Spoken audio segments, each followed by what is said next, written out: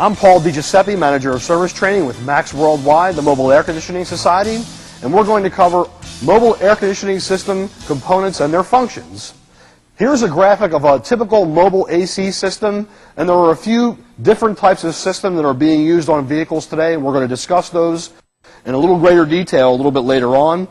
What I'd like to do is go through the major components that you'll find in a mobile AC system, and the first one I want to talk about is the compressor. What we have is a cutaway compressor to allow you to see what some of the components inside the compressor look like, and what I'm going to do is start at the very front of the unit and trace my way back and describe some of the various components that are inside the compressor as we move along. Starting at the very front is the driven plate of the clutch assembly.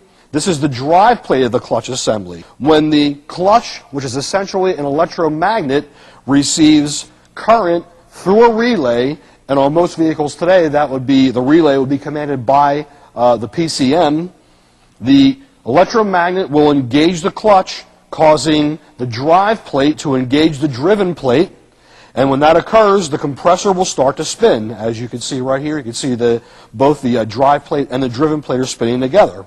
Now you'll notice what then happens is the entire drive shaft of the compressor is spinning, and as that spins, it moves a device inside called a swash plate, which happens to be this item right here.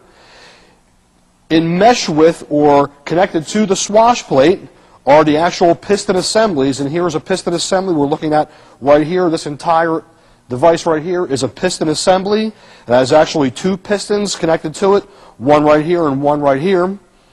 And the design of this compressor is called an axial compressor because what that represents is that the pistons themselves run parallel to the drive shaft, as we see right here.